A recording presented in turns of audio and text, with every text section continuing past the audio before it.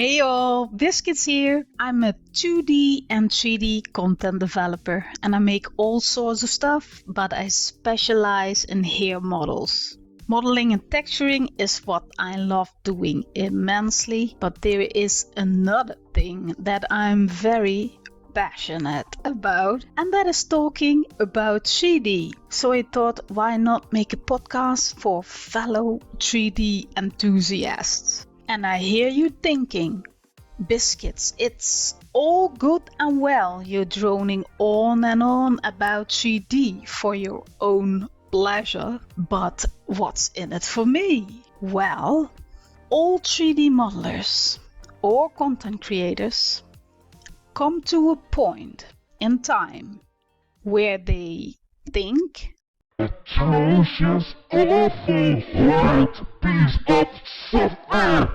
I throw you in the corner and I will never, ever model again. it's true. So, when you reach that particular point, and notice I say when, not if, because I'm afraid it will happen sooner or later, then listen to the podcast and I will try to let you see the fun in 3D again. Get your fade back. That the 3D modeling gods tomorrow will bless you with no n-gons, no non-manifold edges, and above all, relaxed UVs. And that this feeling of utter despair and intense frustration will pass temporarily.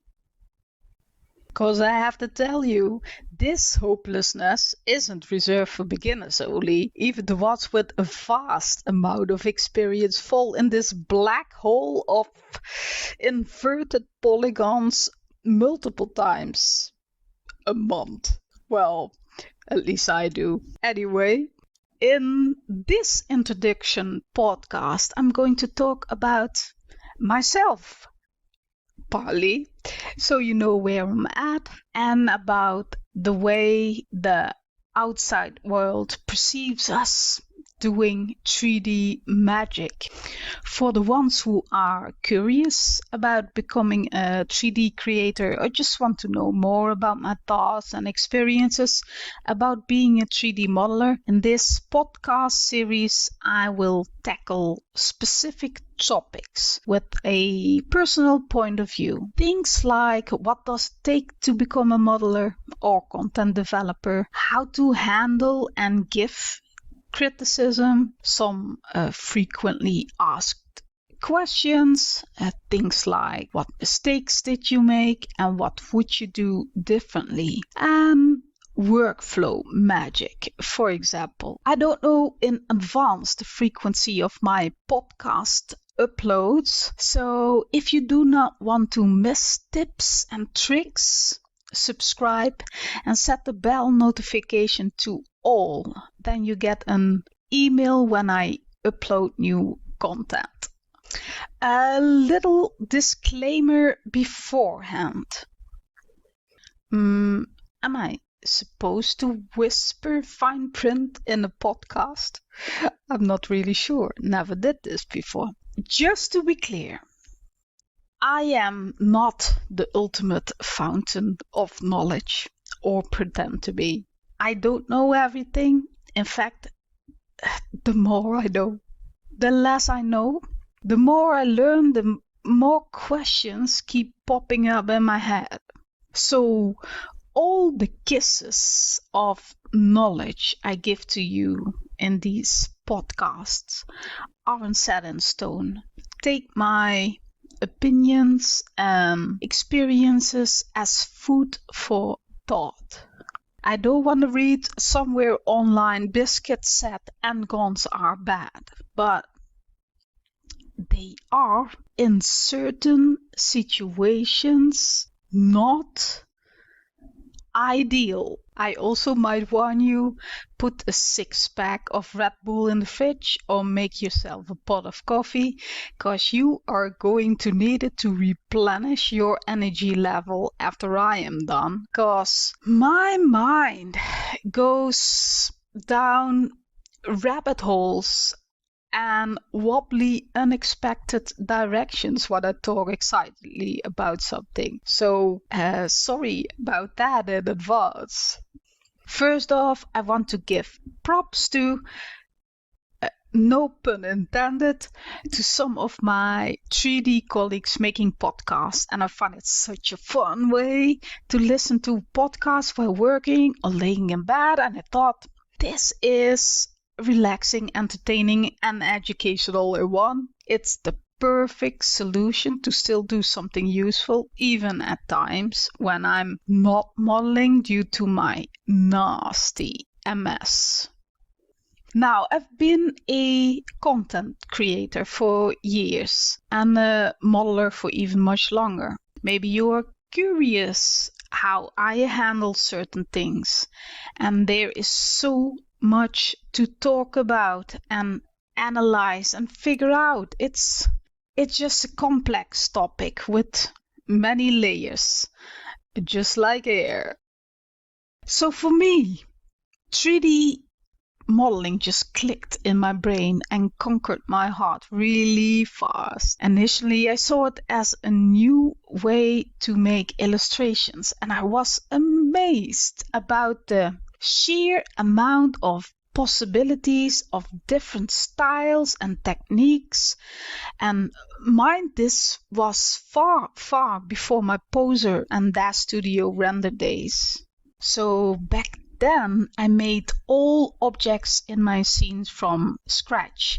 Some renders took me many months to create because I needed to model my characters, UV map them, rig them, texture them, and then I rendered the image out in parts and glued them together again in Photoshop because my equipment was just not capable enough back then.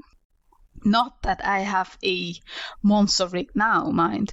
I have 2070s and one of them is Ti. I really would love to have a new graphics card, but I had problems recently to get a nice new GPU. But I figure I'm not the only one with that problem currently. What do they say? Patience is a virtue.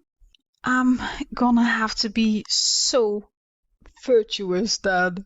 Anyway, but it was so awesome to be able to create my own world.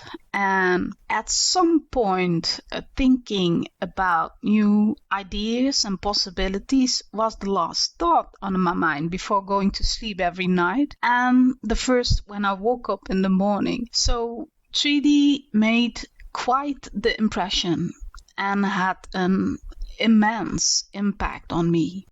And of course, I had creative passions before, like I had been drawing and painting since I was a child, but 3D was a new way.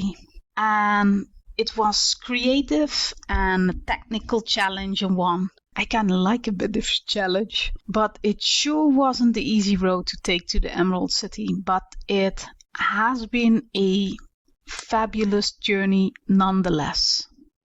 I personally have some difficulty trying to explain what I do with 3D to, let's say, non-3D muggles.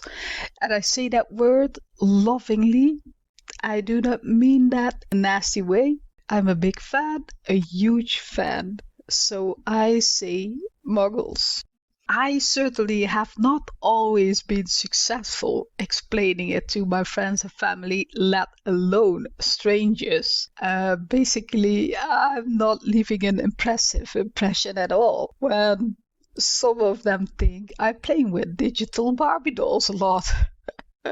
Because that is what most see when I show some stuff. And to be honest, they kind of have a point, right? I really tried.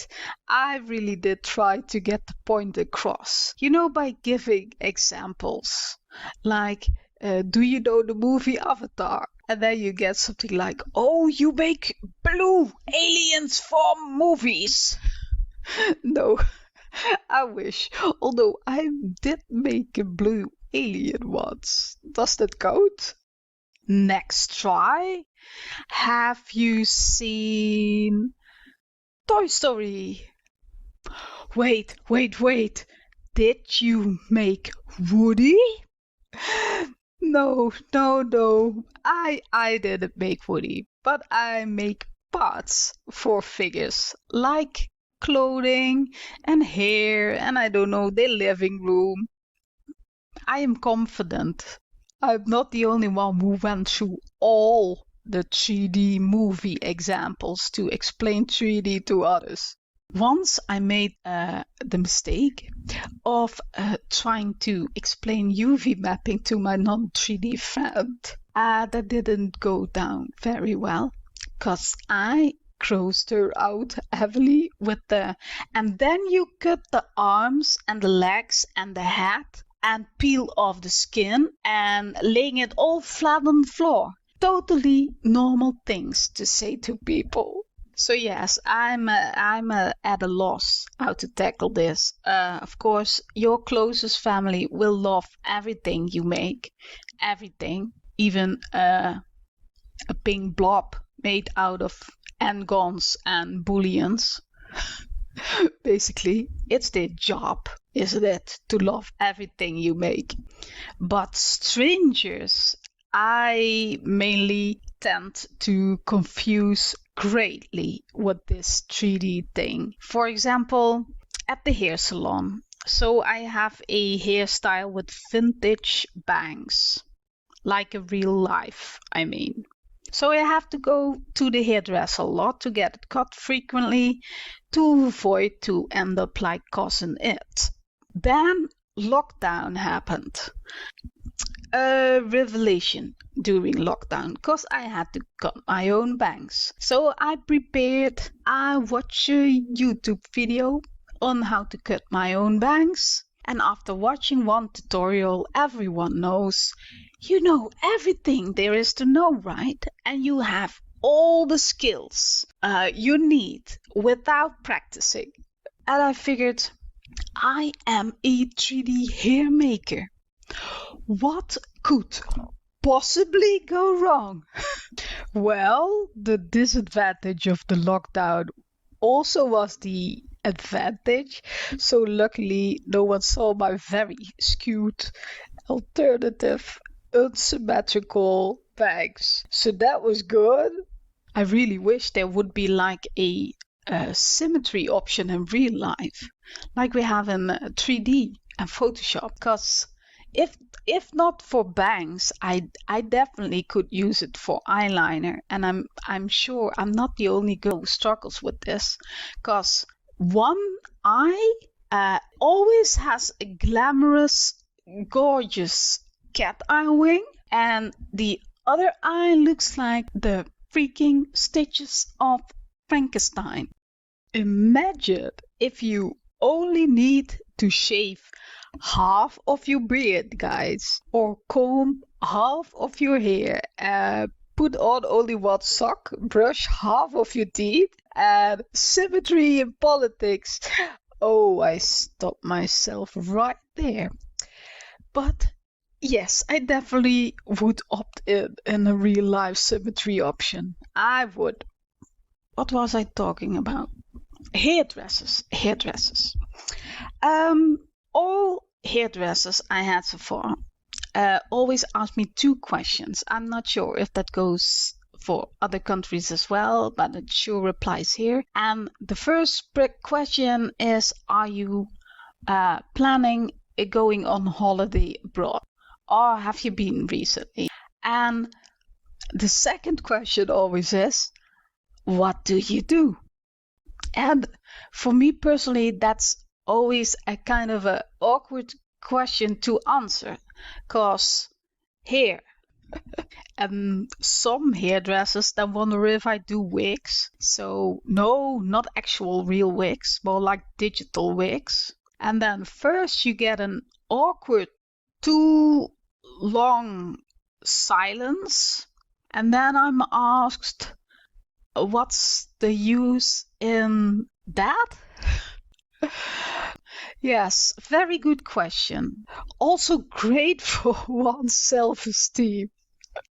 So then I explain it is used on digital 3D people for art purposes and book covers and illustrations, animations, games, visual novels, all sorts of visual communication. But here's the thing. When I start talking about 3D, I tend to get real enthusiastic and I try to explain all of it at once. And I throw in like morphing here, the styles, the movement morph, the FBMs, the D-force with the gravity, all the colors and the options. So I kind of overwhelm them. And I'm sure they regret asking me what I do and will never ask it again. Then I cannot find it surprising that others find me weird, and to be honest, I'm not really bothered by it. I had one fantastic hairstylist. Unfortunately, she doesn't work there anymore, but she was as enthusiastic about hair as I am. When I sat in her chair, she always asked, "Can I braid your hair after cutting?" I get so little opportunity for it. So I was like, sure, go for it. And she made like complex kind of braiding, and I told her if I needed to make that in 3D, it would take me a year to create. But she always was like giving hairstyle and color suggestions. So that was really fun. And sure, there are exceptions in the family who like 3D as well, and those are mainly children. I don't have any kids, but my niece and nephew, I think they find 3D kind of cool. And my nephew comes sit beside me and tells me, "Aunt, I made something in 3D too." So I said, "Let's see your creation." And he showed his Minecraft on his iPad, and I was very impressed. He had the primitive thing down very well. He plays other 3D games as well. I personally like watching YouTubers play 3D games sometimes, just to see the conceptual designs and how the meshes are built and the texturing is set up. Sort of a 3D deformation I have. I guess it comes with the territory. But I myself, I'm not the kind to save the world from extraterrestrials. I'm more like, let's design cool houses for them. So I'm not a real gamer. I do like to play trivia mind puzzles. Things like match the country to the correct flag. And chess, even before the Queen's Gambit made popular for gingers. Oh man, I feel my rep points dropping like crazy now. Now, if any of you can give me suggestions to explain our 3D magic to muggles properly, just leave a comment. That would be so helpful. Anyway, next time I'm going to talk more in depth about getting started with 3D. I might give you some tips and things I would like to have known when I first started. It was a true pleasure to have your ear. Now is a good time to replenish that energy. Make it a great day, and I talk to you later.